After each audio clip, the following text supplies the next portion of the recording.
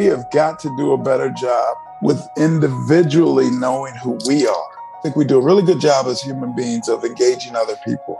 Oh, Patty Ann, how are you? Tell me more about the family. Oh, that must be tough.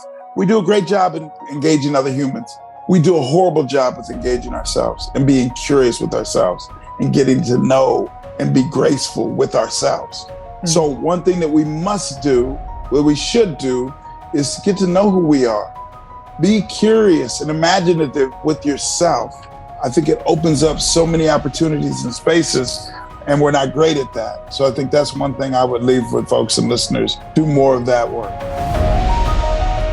Welcome, Corey. Thank you so much for being a guest today. Patty Ann, it is a pleasure to join you. I look forward to the conversation. This will be so much fun. All right. So I got a little baffled before, even though I'd read your bio, because I'm like, this man is a marriage and family therapist, a licensed psychotherapist, a life coach, currently is working with the Detroit Pistons, a professional basketball team. Mm-hmm. How did you get here? You know, it's been a circuitous route. And, you know, there's been a lot of stumble. I oftentimes say I've stumbled into magical spaces throughout my entire life. So maybe that's the mitzvah of my world. So I grew up in a small farming community and ended up playing football at Long Beach State, and then played some professional. Is that Ohio? Was it Ohio? No, Long Beach, California, right outside of L.A. Oh, the other coast. Yeah. Okay. The other coast, the other center of the universe, as some would say. For the listeners, Corey and I were speaking before we came on, and he asked me where I was from, and I said the center of the universe, and he said, now he's a smart guy, but he said L.A. I'm like, L.A.? He said, no, I'm from New York. So that's the inside joke. So it's been a circuitous route. You know, I moved to Minneapolis after playing football.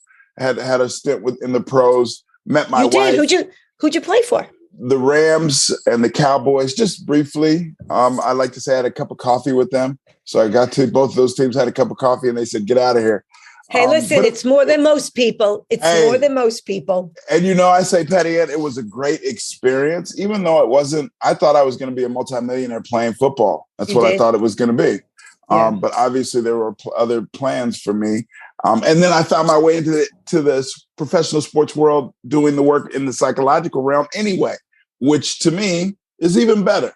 But how did you get from being a player to being a consultant, an advisor, a guru I would imagine it's the mindset aspect of sports?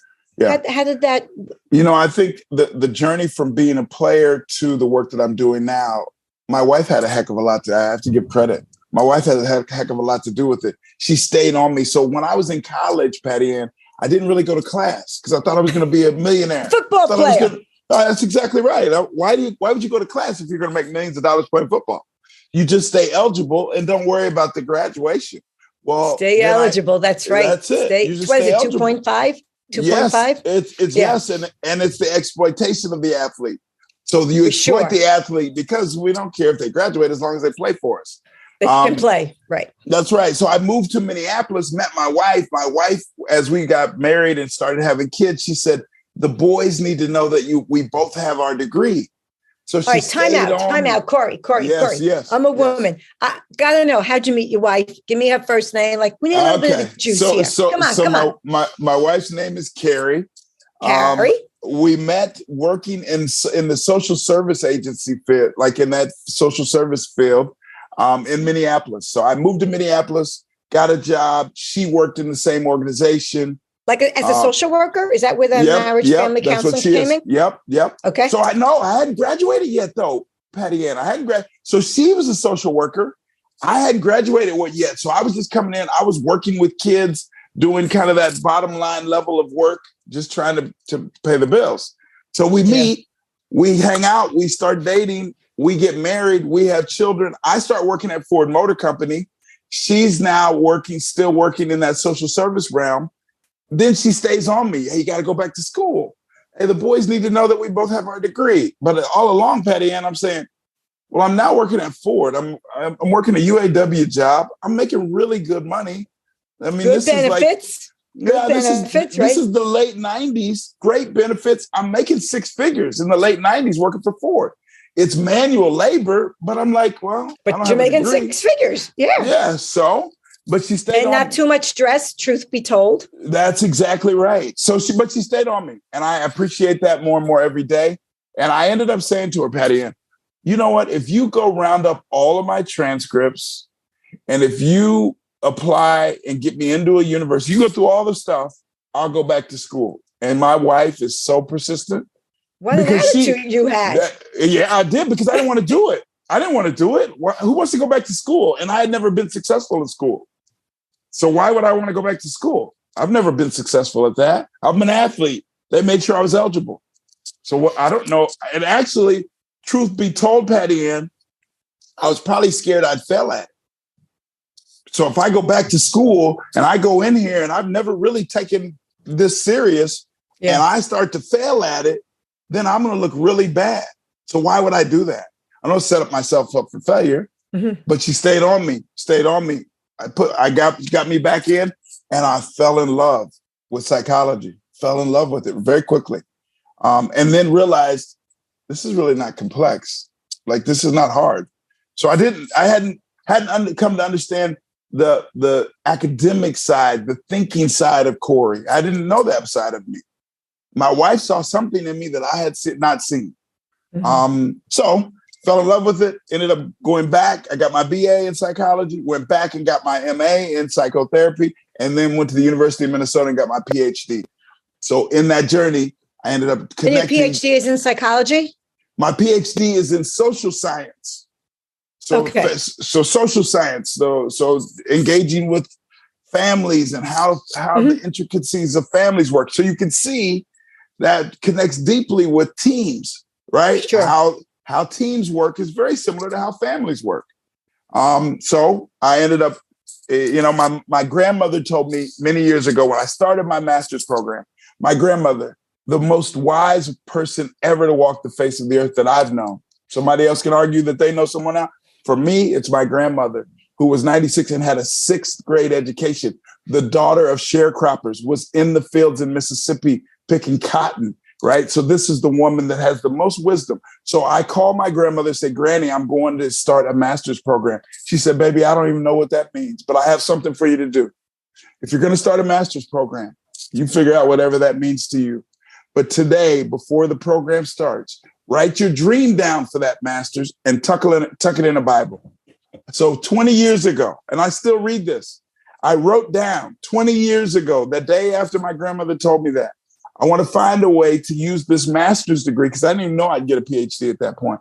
I want to find a way to use this master's degree to work in the NBA or the NFL. I wrote that down, put it away, and went about my work every day.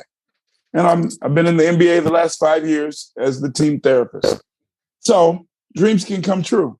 So that's the circuitous route. So and when you say it, okay, so let's just first, I mean, my mother was not a highly educated woman at all, but she had what I call mastery. Like wisdom. Mastery is wisdom applied to life, like your grandmother. Yes. Don't confuse wisdom with formal education. We both know about an idiot PhD. Let's be totally honest. I call it piled high and deep.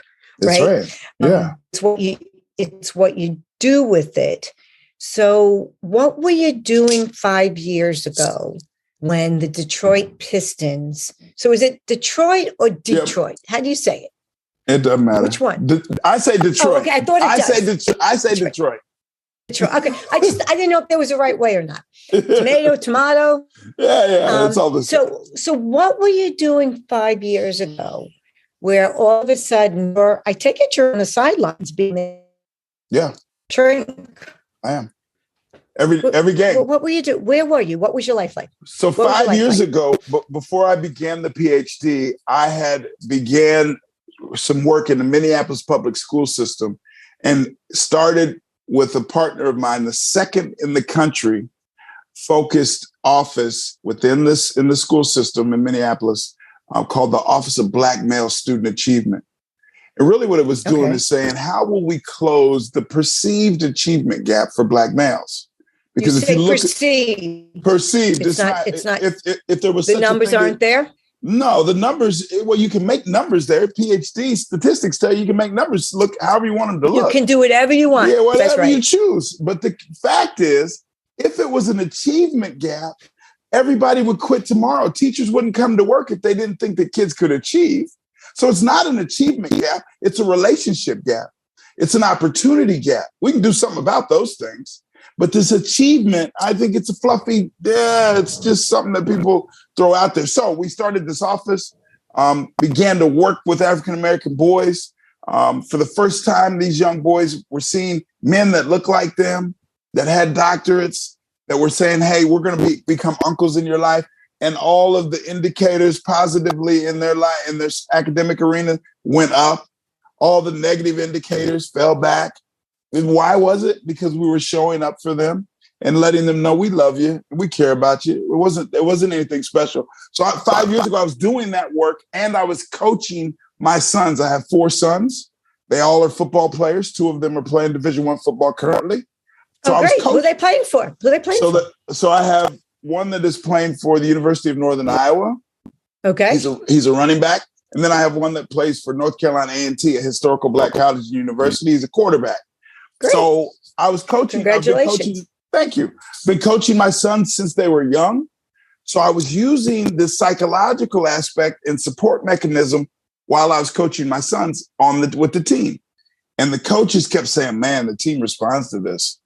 And we were being really successful. Like the team was finding huge levels of success. And players were saying, I love it when your dad talks to me, or I love it when he pulls me to the side and I was doing therapy. Is what I was doing. So I was I think you were connecting, right? You can't do anything. You can't coach. You can't do therapy. You can't build a relationship without a connection. Yes. You created a connection. So what I would say is my version of therapy is just conversation. I think what we're doing right now is full therapy. That's what we're both doing therapy with one another because we're in conversation. Because I'll walk away from this conversation therapeutically better than I entered. You will ask me some questions that make me ponder. We'll both kind of move through some things. We'll be better when we leave the conversation. To me, that's therapy. That's my version of therapy is conversation. Well, I think what you're saying is that we're asking questions, we're connecting, and then we're engaging from a place of curiosity. Curiosity. Help me understand. That's right. That's right. That's it. And these boys didn't have anybody that cared enough to even ask them. I would challenge that they didn't have anyone that cared enough. I would challenge that they had people that cared, but they were so busy. They were struggling with life that they didn't have the ability to be as curious as they should have been. But I would challenge that they cared deeply. But if I can care deeply, but if I'm working 3 jobs and and your dad is not in the home and you don't know him, I'm struggling. So I may not know how to be curious. May not have the time to sit down and say, well, tell me more about. Yeah, I got to go to work, boy. And you got to do your homework or not. I got to go. Right. So I think that we were filling a void that was created somehow. And these young men ended up using that void to help them. And it was hugely beneficial. So that's what I was doing 5 years ago before I started working with the Pistons. Okay. So how did Detroit the Pistons come knocking on your door? Mm-hmm. So the Pistons came knocking because I sought them out. Of course. Trick question. Nobody comes knocking. Yeah, that's right. So I sought them out. So I was sending kind of portfolio packages across the NBA and NFL. Hey, this is my work. This is how I think I can be helpful to your organization. And one thing that I told them was, and I'm not looking for any financial, I don't need financial support. Just give me an opportunity to come in and show you how I can be helpful. And then if it works out and you think it's helpful, then we'll talk about finances down the line. And the Pistons and the head coach. How did you know who to reach out? Yeah. How did you know to get to the decision maker? I didn't know how to get. So who in Detroit got your in? I took a guess. So I started emailing assistant GMs, head coaches, all of them. I flooded them. So I flooded their emails. So I would send that initial email. If I didn't hear anything, I'd wait a few weeks. I'd email them again. Hey, I reached out to you before. I just wanted to see if you make sure that you got it and reiterate my interest. So I did a number of those with the Pistons. And then one day the Pistons were coming to Minnesota where home was. And I got a call. Hey, this is Coach Casey's assistant. We're going to be in in Minnesota. Are you around? Yeah, I'll be around.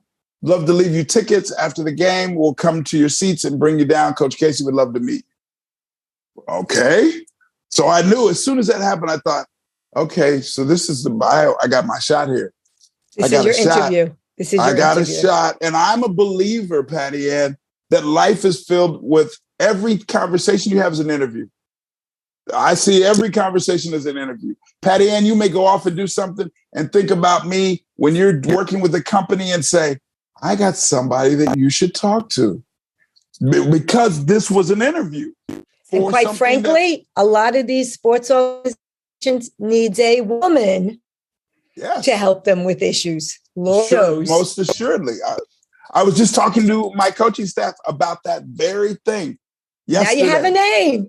Yeah, see, just yesterday I was talking to our coaching staff about the importance of women and the voice that a woman would bring to the table that our players don't get in a male-dominated organization.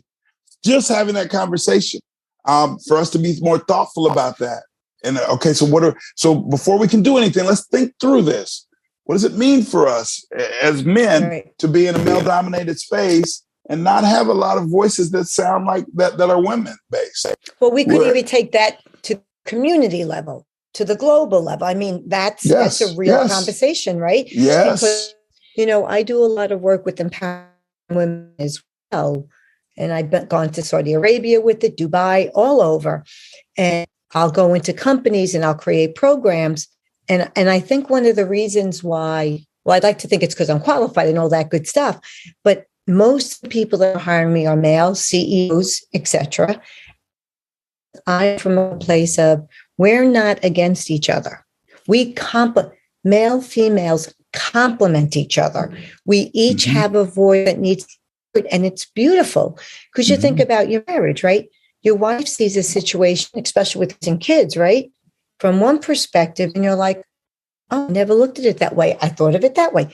Same is true in business. Same is true in sports. Yes, 100%. You celebrate the difference. You celebrate the difference. It's not, difference needs to be celebrated, not squat. So you say, and I agree, it needs to be celebrated. But what we're taught is in this country, the concept from early ages, even we're taught about how this country started, the concept of rugged individualism. Mm-hmm. Yes, this is not necessarily a good thing as time ticks on, because I've talked to a lot of people about this. One of the struggles that we had is the individualistic stance in this country when all of a sudden we have a pandemic. We have a pandemic and everyone is individualistic. There's not a collectivistic bone in our bodies. That's what we've been taught, is to be individuals and to compete with one another. That's what capitalism is. You're supposed to compete. Hang on a second. I don't want to get into the politics of this, but let's go with what you just said. Mm-hmm. So coronavirus hits, right? Like the first time in a long time of the history of the world where the whole world goes into crisis, right? I mean, it's insane when you think about it. So you're working with the Detroit Pistons, and all of a sudden, the platform under which these athletes have worked and strive to work in their whole life changes. Like, how do you play at your highest level in an empty arena? How do you do that? So we had tons of conversations about that. And there, I kind of dove into the research about having an audience and how actors utilize the energy of an audience, and how athletes utilize the energy. That's why there's a home team advantage. That's right. And part of the home, Patty, there you go. And part of the reason that you have a home team advantage, and I did research on this, is that the referees hear the home crowd. And as they blow the whistle and they're going to call it one way or the other, and they know they're in a home crowd, they're more prone to call it for the home team's advantage, right? They're only human. That's right. So if you take that crowd away, now all of a sudden the referee bias kind of evens itself out. So games are different. Level playing field. Yeah. So I talked to our players about all this, the psychology behind all of that, and our coaching staff. And the players did a pretty good job. We also really talked about saying, hey, you can't depend on the energy of the crowd to push you and push you through those moments in the game. Now we're going to have to do it within ourselves. It's going to have to be within our team that we find that energy, which was a totally different world. So you're talking about, when you talk about peak performance, right? The Art of Impossible by Stephen Kohler, and the difference between motivation and inspiration. Motivation comes from without. Inspiration comes from within. Within. Yes. Right? Yes. So for athletes, though, that have played because by the time you get into the NBA, especially for men, right? This is the difference. There's the NBA and the women's WNBA. Yep. Totally different, right? These male athletes have been applauded their whole life, long after the game is over. The women, maybe before people showed up. So forget about after the game is over, right? That's a whole different dynamic. So now you're asking them to perform, not needing the crowd. What did you need to do? Like, what did you do with them, for them, to help them rise to the occasion? Yeah, did they enjoy it as much? I think they figured out ways in which to kind of go within themselves and to enjoy it. But they also always knew they're professionals, right? So you're a professional. You get paid very well to do the work you do. So there's moments that you may remind them, and I did, we and the coaching staff did, but these guys are so professional. And their ability is so high. There's 450 of these jobs in the world, 450 NBA jobs in the entire world. So that's an extremely elite space that they play within. Mm-hmm. Not everyone can do it. That's why they're paid so well. So they all understand that. It's not new territory for them. So the change was, all of a sudden, I'm used to crowds roaring, and now crowds aren't roaring. So going within self to recognize, okay, it's important for me to play well, so I look good and my team does well.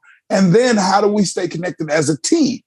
So it's an ecological framework within, individually, and then between as teammates. And then you can go broader societal level, which would be not societal, but it'd be organizational. So the Detroit Pistons, the team members, and then the individual, kind of that ecological framework. Okay, so I'm curious.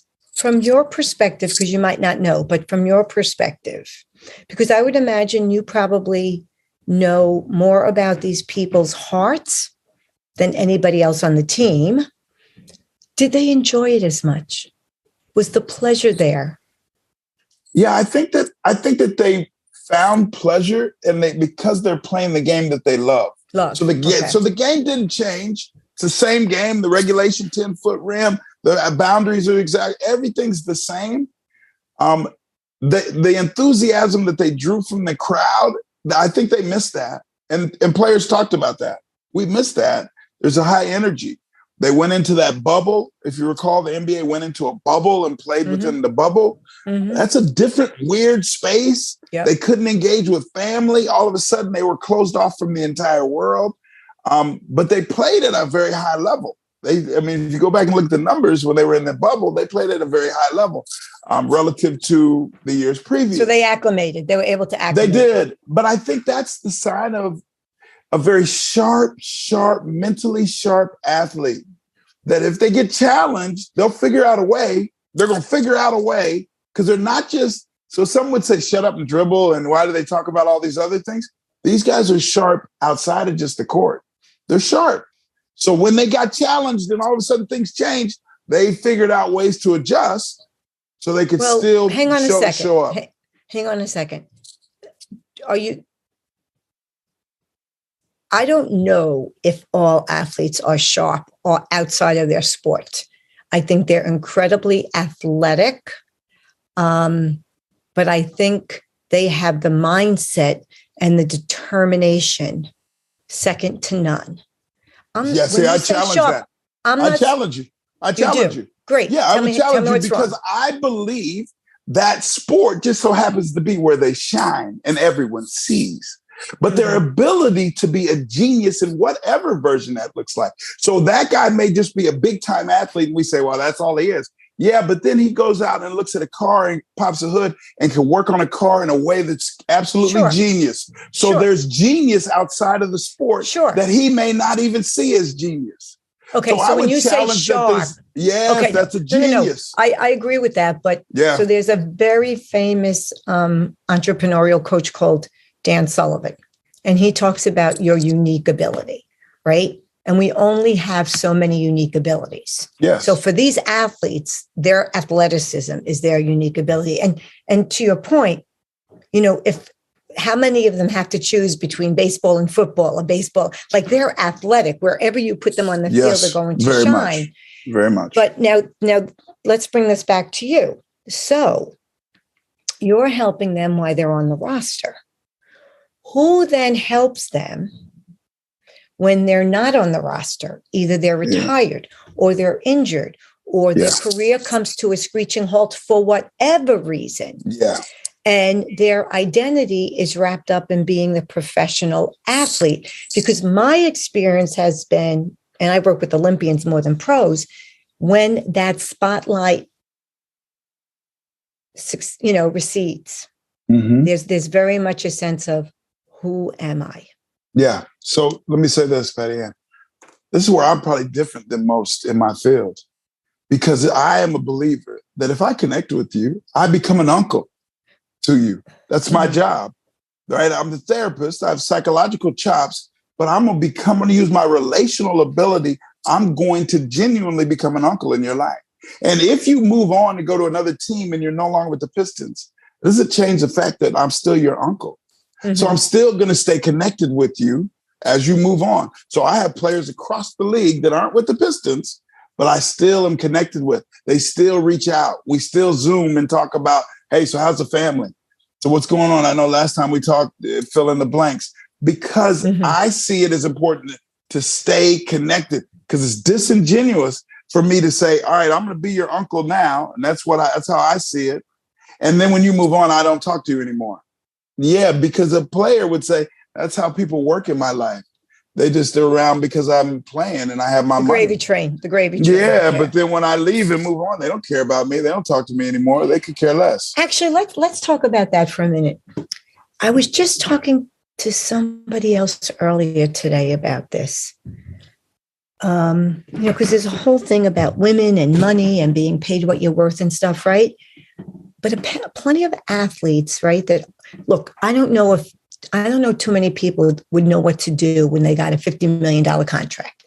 They, smart people that think, they have a 401k, right?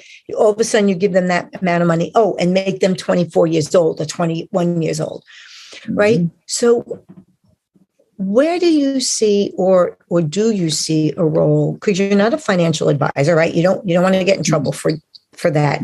But I can see people with a lot of money, smart in many areas of their life, be very much taken advantage of. I guess the person that comes to mind, and I don't know any inside info, is like a Mike Tyson. Like, didn't he go bankrupt or something? Like how, do you see that coming? And how can you, as an uncle, I don't want to use the word protect, but guide them to stay away? And no, you're not buying the Brooklyn Bridge. Like, that's not a real investment.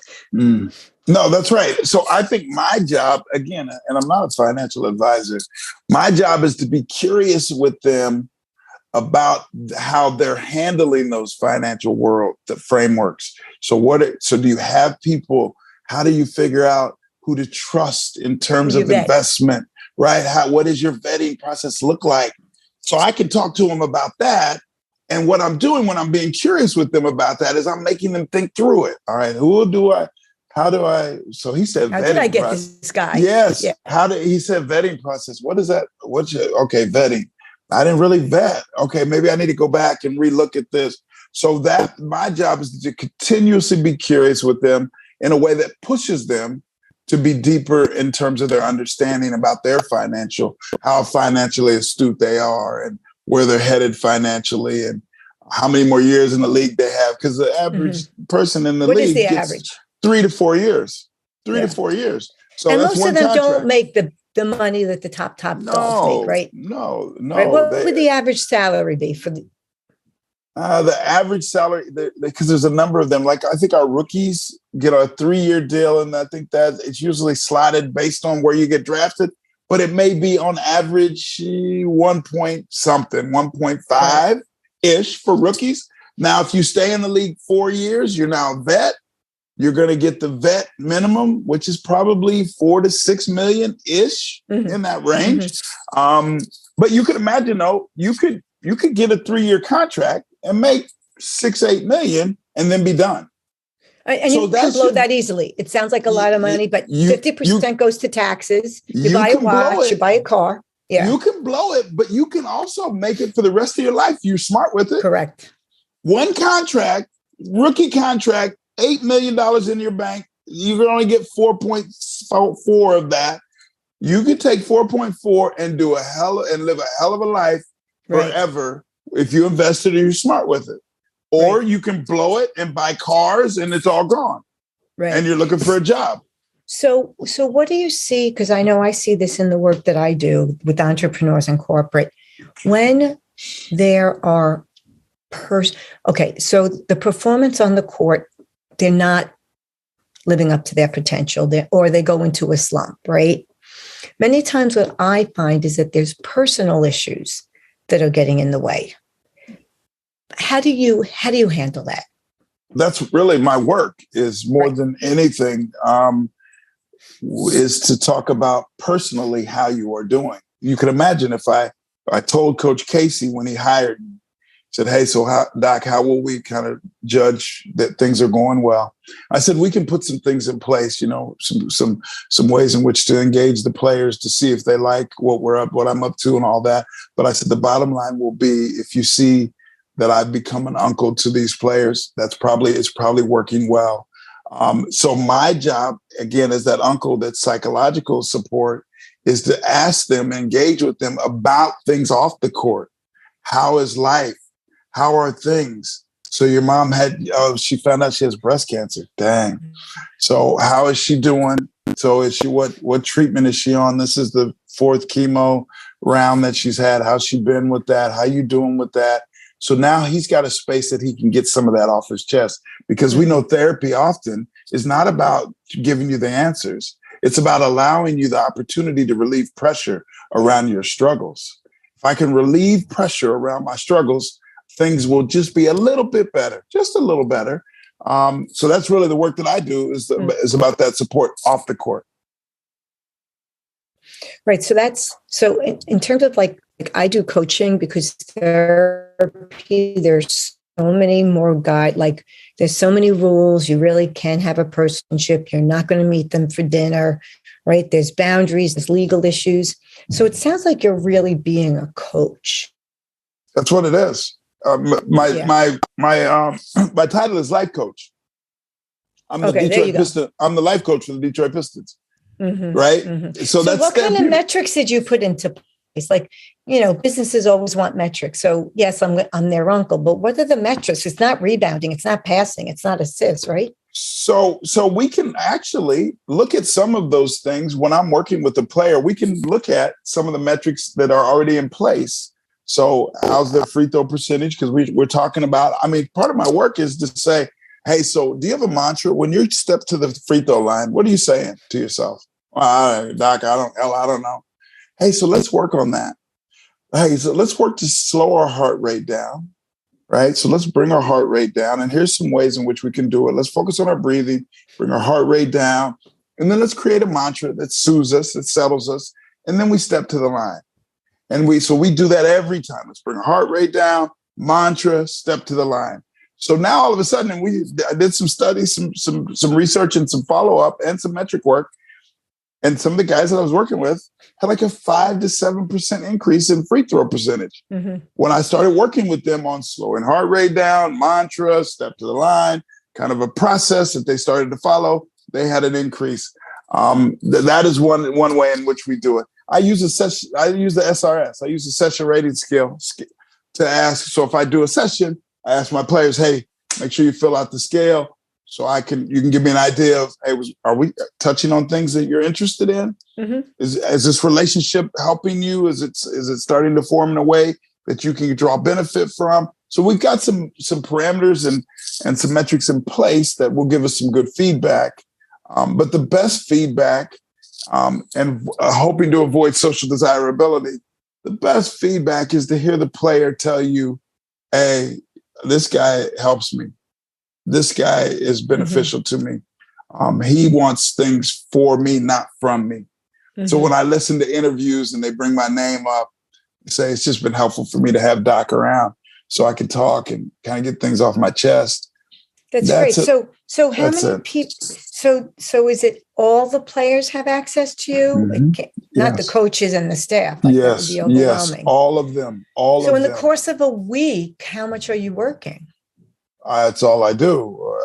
I support the players, the coaching staff, the front office. I'm working with everybody. You travel with them all the time, or can you do your work remote? No, I travel with the team. So how does that play on your family life? It's busy as hell. That's how it plays. It's busy. Do you have off season? Do you have off season at home? Yeah, there's off season, but it's not. I mean, we're prepping and getting ready for the draft, and I'm interviewing potential draft picks. So I'm flying back and forth, and the Pistons have done a great job. They fly me home whenever I want, so I go home a lot. I've not missed any of my son's football games because the Pistons know.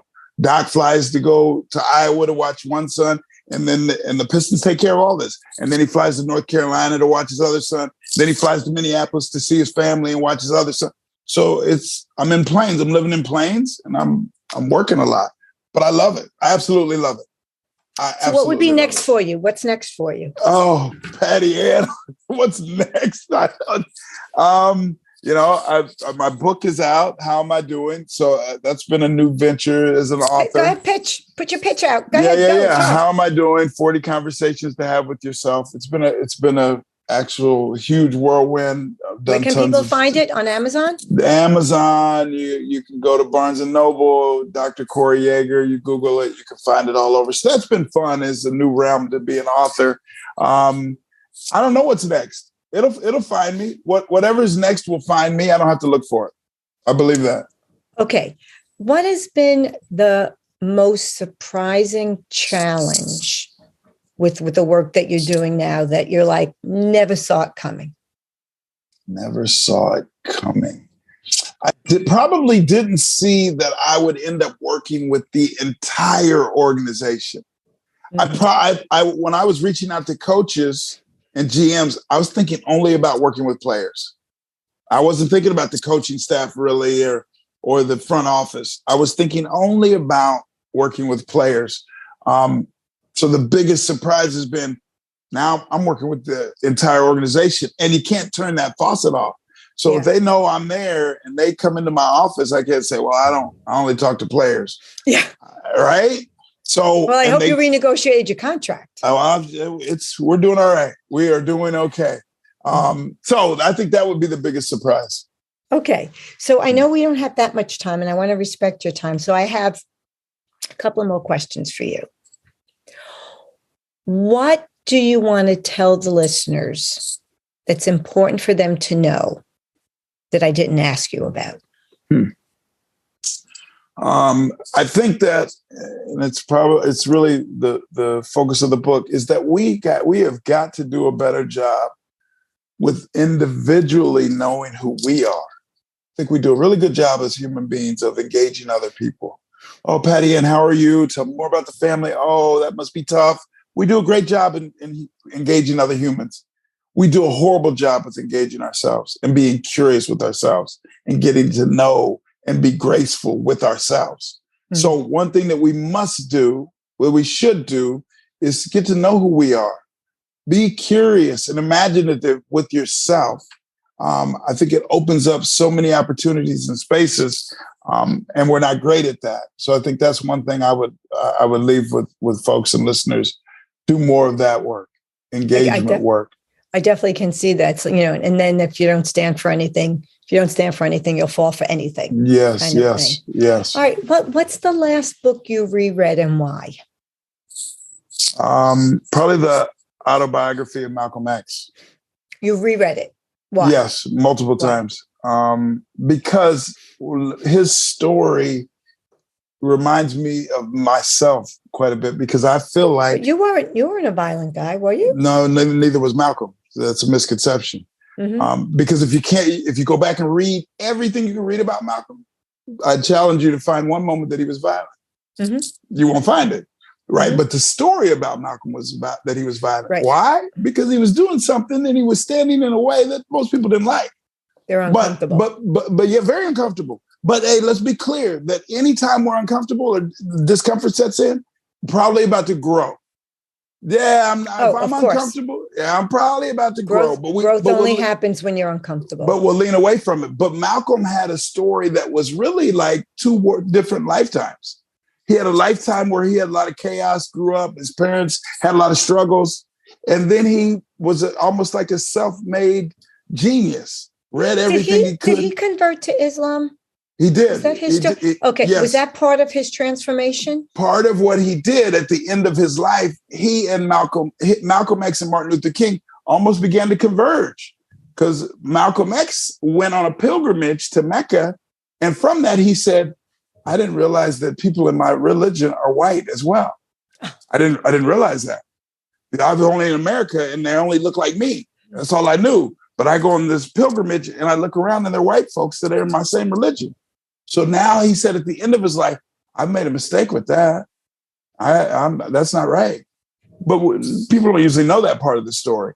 But so for me, I feel like I've had most people don't read the whole book. No, most people don't. Any book. They don't read it, most of any book. But I think that is, I found a lot of parallel spaces with that. So that's the last book that I've reread. Okay. And then my last question to you is, what is the one song you can't live without? Oh, this is easy. Lovely Day by Bill Withers. It's the most fabulous song ever produced. Lovely Sing a couple Day. of tunes. Sing a couple of tunes. I'm going to sing. Come on, you don't do that to me. I can't sing. That's why I get paid the big bucks. Let's go.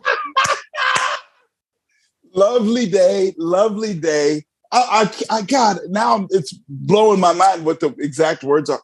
The premise of the song. You'll be thinking about me on the sidelines of the game. Every day. That lead. Every day, every morning, I listen to that song, Lovely Day. And I tell myself, I'm going to have a lovely day because of who I am. I don't need to be dependent on anyone else to have a lovely day. That I'm enough for myself.